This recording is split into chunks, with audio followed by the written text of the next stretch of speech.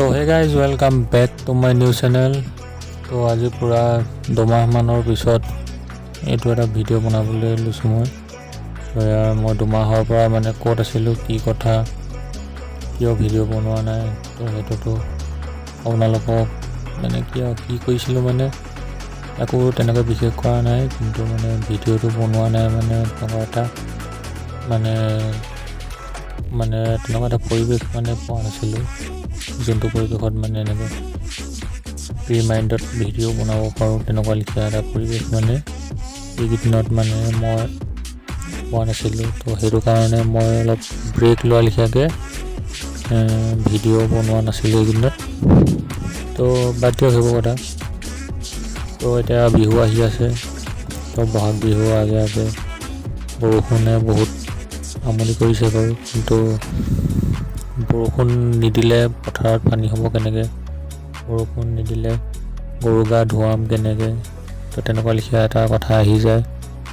তো মানে গৰু গাটো ধুৱাবই লাগিব। টাউনত থকা মানুহবোৰৰ কাৰণে বেলেগ কথা, টাউনত গৰু গাই কথাটো নাহে। তো তেখেতলোকে গৰু গাই চিনিও নাপায়, গৰু ঠেংকেইটা সেইটো অকল ৰচনাত লিখোঁতেহে আগতে সৰুতে পাইছিলে চাগে। কিন্তু মানে এতিয়া গাঁৱতো আজিকালি নাইকিয়া হৈ যায়। বহুত ঘৰত গৰু মানে পুহিবলৈ বাদ দি দিছে, গৰু পালন মানে কৰিবলৈ অকণমান হেৰি পায়, গোবৰ চুবলৈ বেয়া পায়, মানে এনেকুৱা গৰুৰ হেৰি যত্ন ল'বলৈ বেয়া পায়। তো তেনেকুৱা লিখাৰ কাৰণে বিহু বুলিকে আপোনালোকৰ তিনিটাই আছে আমাৰ অসমীয়া বুলিকে। তো সেইকেইটা বিহু পালন কৰিবলৈ যিখিনি বস্তু দৰকাৰ সেইখিনিও মানে ঘৰত মানে নাথাকে। মানে বিহু এনেকৈ গৰু বিহুৰ দিনাখনি গৰু নাথাকিলে বিহু পালন হয় জানো?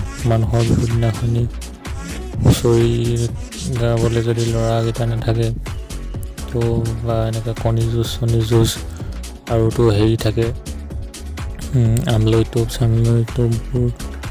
তো সেইবোৰ আজিকালি নাইকিয়াই হৈ গৈছে।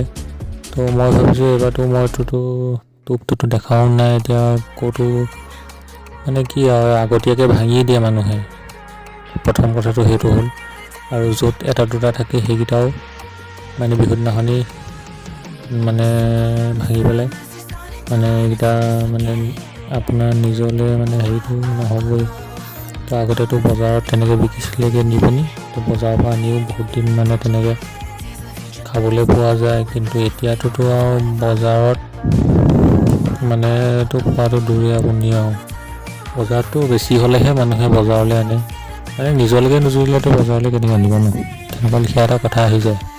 তো সেইটো কাৰণে মানে সেইবোৰ ক্ষেত্ৰত মানে আপুনি এতিয়া মানুহৰ বিহুৰ দিনাখনিয়ে এতিয়া সেইবোৰ বস্তু মানে আটক হৈ যায়। হাঁহ কণী এতিয়া ঘৰে ঘৰে নাইকিয়া হৈ গৈছে, বজাৰলৈ গ'লে পায়, কিন্তু সেই দাম হ'ল তেনেকুৱা। এতিয়া যুঁজাব কিমান? ঘৰৰ কণীটো যুঁজাওঁতে ইমান মানে ঘৰৰ হাঁহজনী কণীটো যুঁজাওঁতে ইমান মানে হেৰি নালাগে। 10 টকাকৈ কিনি আনিব নি কিমান কণী যুঁজাব, তেনেকৈ নিয়মটো কৰি থোৱা লিখীয়া হৈ যায়। আৰু তেনেকৈ চাকটোতো গৰু বিহুৰ দিনাখনি যোনখন বনায়, সেইখনত কি দিয়ে সেইবোৰতো নাজানেই মানুহে আজিকালি। মানে গৰু চাকত লাও, বেঙেনা, কেৰেলা কি দিয়ে, কোনটো বস্তু আগত দিয়ে, কোনটো বস্তু পিছত দিয়ে, তেনেকুৱা এটা হেৰি থাকে। আৰু চাক বনাব নাজানে বহুতো, তো সেইটোতো আছেই। তেনেকুৱা আৰু মানে বিহুটোতো লাহে লাহে এনেকৈ মানে নাইকিয়া হৈ গৈছে, ফাংচনৰ নামত এনেকৈ গুচি গৈছে। মুঠতে ফাংচন এইবাৰ মানে বিহু নহ'ল বুলি ক'লে ফাংচনহে নহ'ল, আৰু ফাংচন নহ'লে বিহু নহ'ল। আৰু বিহু মানে ইভাগে বেলেগ একো নাই মানে তেখেতৰ কাৰণে, ফাংচনটোৱে বিহু বুলিকে ভাবে মানুহে, গম পাইছেনে? তো সেইটোতো বেয়া কথা বহুত। মানে বিহু মেইন অৰিজিনেল যোনটো বিহু, তো বিহু গানটো বিহুটোক লৈ পিনিহে গাইছে। বিহু মানে যোনটো বিহু, এতিয়া আপুনি বিহু গানটো শুনিব লাগিলে মানে সেইটো এটা পৰিৱেশ হ'ব লাগিব ন? বিহু গানটো চব সময়তে শুনিবলৈ মন নাযায়। বিহু যোনটো বতাহ হেৰি হৈ থাকিব, বিহুৰ যোনটো এটা পৰিৱেশ হ'ব, এইফালে কপৌ ফুলিব, এইফালে ফুলবোৰ ফুলিব, তেনেকুৱা লিখীয়া দিনত তেনেকুৱা এইটো গানটো শুনি পানি মনটো ভাল লাগে। তো সেইটোকে হেৰি কৰি পানি এইটো বিহু গানটো ৰচনা কৰে ন। তো মানে বিহু যোনটো ফাংচনক মানুহে বিহু বুলি ভাবে, তো সেইটো বিহু নহয়, মানে বিহুৰ পৰাহে সেইটো জন্ম হৈছে মানে, বুজিছে ন। বিহু মানে এতিয়া আপুনি ফাংচনটো মানে পালন কৰে মানে, তো সেইটো কাৰণে মানুহেতো সেইটো ফাংচনটোকে বিহু বুলিকে ভাবে মানে। তো কাতি বিহুটোতো তেনেকৈ মানে মানুহে আজিকালি খেতি কৰিবলৈ বাদ দিছে।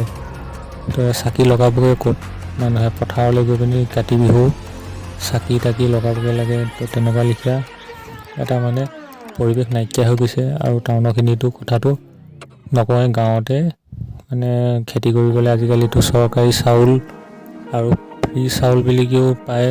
চৰকাৰীত 1 টকীয়া 2 টকীয়া 3 টকীয়া যেটকীয়ালৈকে 50 পইচালৈকে মানে তেনেকৈ বোলে দিওঁ বুলি ক'লেও দিব পাৰে। তো সেইবোৰ চাউল পাই থাকিলে আৰু খেতি কৰিব নেকি। চন পৰি ৰৈ থাকে মাটি, কোনোবাই কওঁ বুলি ক'লে দিয়ে, আধিটো পায়। তো ইমান চিন্তা নকৰে মানে। তো খেতি যোনটো আলি দিয়া কাষৰ কটা কি কৰা ৰোৱা হেৰি কৰা সেইবোৰ একো চিনিয়ে নাপায় মানে মানুহে। তো কাতি বিহুটোৰ কথাটোতো সেইবোৰ ক্ষেত্ৰত নাহেই। তো আমাৰ গোটেই 3টা বিহুটো বৰবাদ কৰি দিছে মানে, এনেকৈ মানে নাইকিয়া হৈ গৈছে আৰু মানে, গম পাইছেতো আপোনালোকে। মানে যিটো মানে বিহুক আমি ধৰি ৰাখিব লাগিছিলে, সেই বিহুটো আজি মানে কোনো চিনি নোপোৱা লিখীয়া হৈ গৈছে। চিনি পায়, কাগজে পত্ৰই চিনি পায়, কাতি বিহুত এইকেইটা কৰে, মাঘৰ বিহুত এইকেইটা কৰে, বহাগ বিহুত এইবোৰ কৰে। তো কোনে কিমান কৰিছে সেইটোতো কোনো গম নাপায়। মানে নিজে গম পায়। মই আজি বহাগ বিহুৰ দিনাখনি বোলে গৰু এজনী নাই বোলে গা ধুৱাবলৈ বোলে কণী বোলে কিনি আনি পানি যুঁজাইছোঁহি আহি পানি। তো মাঘৰ বিহুৰ দিনাখনিও তেনেকৈ বোলে কিনা চাউলে বোলে মাঘৰ বিহু বোলে পাতিছোঁ। ঘৰৰ বোলে হাঁহ পাৰ নাই। তো মাঘৰ বিহুটো ভোগালী বিহু, প্ৰথম কথা। তো ঘৰৰ শাক পাচলি যি আছে, ধান চান সেইকেইদিন নদন বদন হৈ থাকে। তো তেনেকুৱা দিনত শাক পাচলি মানে হয়, আৰু হাঁহ পাৰও থাকে মানুহৰ ঘৰত। আগৰে যোনকেইটা মানে বিহু মানে যোনকেইটা হেৰি কৰিছিল, গম পাইছে নহয়। বিহুটো তেনেকৈ ভাগ কৰা হেৰি নহয় মানে, বিহুটো এটা উৎসৱৰ লিখীয়াকৈ কেলৈ পালন কৰে মানে, এইটো সময়ত এইটো বস্তু হয়, এইটো সময়ত ধান কাটে, তাৰপিছতে বিহুটো হয় মাঘৰ। তো এইফালে ধান ৰোৱা আগত মানে বৰষুণ দিয়ে, কপৌ ফুল ফুলে, তো তেতিয়া হয় বহাগ বিহু। কাতি বিহুটো ধান যেতিয়া একেবাৰে কঙালী বুলি কয় যে, তো মাজৰ সেইখিনিতে ধানৰ ভঁৰাল খালী হয়। তো সেইখিনি সময়ত আটক হয়। তো সেইটো কাৰণে কঙালী বুলিকে হেৰি কৰে। তো সেইবোৰ কাৰণে, সেইকেইটা পইণ্টৰ কাৰণে এই বিহুকেইটাৰ নাম এখন আছিলে। কিন্তু এই বিহুকেইটা মানে এতিয়া অস্তিত্ব নাইকিয়া লিখীয়া হৈ গৈছে। অস্তিত্ব নাইকিয়া লিখীয়া হৈ গৈছে মানে হৈ গ'ল, মানুহে অস্তিত্ব নাইকিয়া কৰি দিছে। আৰু আজিকালিতো চৰকাৰেতো পইচাটো দিছে, চান্দা তুলিব। সেই ক্ষেত্ৰত সহায় কৰিলে বিহু ৰক্ষা কৰা বুলিকে মই নাভাবোঁ। মানে কেলৈ নাভাবোঁ, পইচা দিছে, ফাংচন পাতিছে, গায়কে পাইছে, গায়ক ধনী হৈছে। এইভাগে অসমীয়া সংস্কৃতিটো ৰক্ষা হোৱা নাই নহয়। অসমীয়া যোনটো পৰম্পৰা সেইটো ৰক্ষা হোৱা নাই। বিহুটো মানে ফ্ৰী চাউল সেই ফ্ৰী চাউল বুলিয়ে নহয় মানে, খেতি কৰিবও লাগিব, চাকৰি কৰিব লাগিব মানুহে, বা গৰু ম'হো থাকিব লাগিব। গৰুজনী অকল বিহু দিনাখনিয়ে দৰকাৰ হয় নেকি?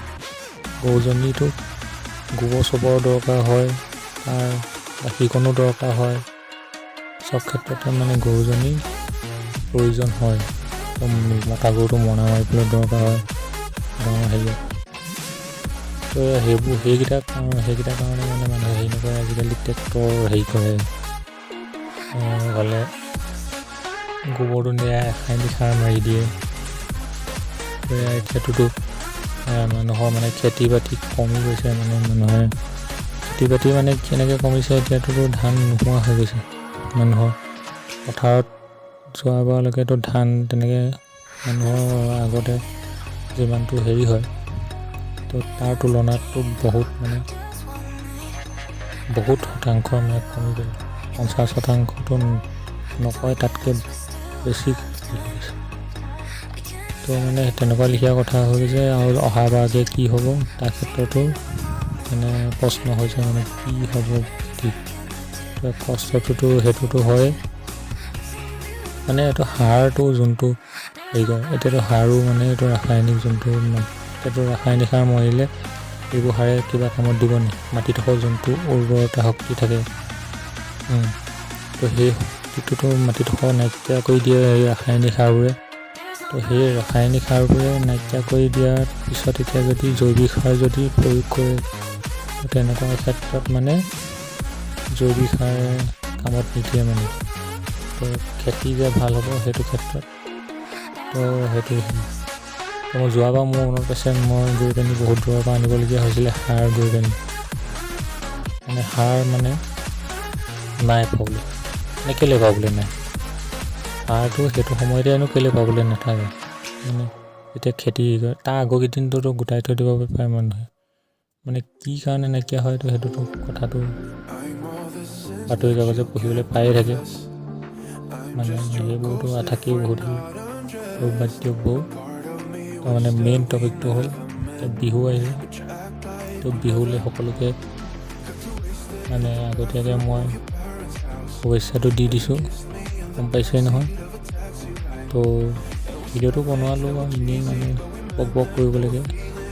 তো মানে ভিডিঅ'টো চাই যদি ভাল পালে লাইক কৰিব, কমেণ্ট কৰিব, আৰু যিহেতুনো কিনো চিৰিয়াছলি ল'ব, যিটো কৈছোঁ সেইকেইটাতো গম পায়ে, আৰু চেনেলটো ছাবস্ক্ৰাইব কৰি ল'ব।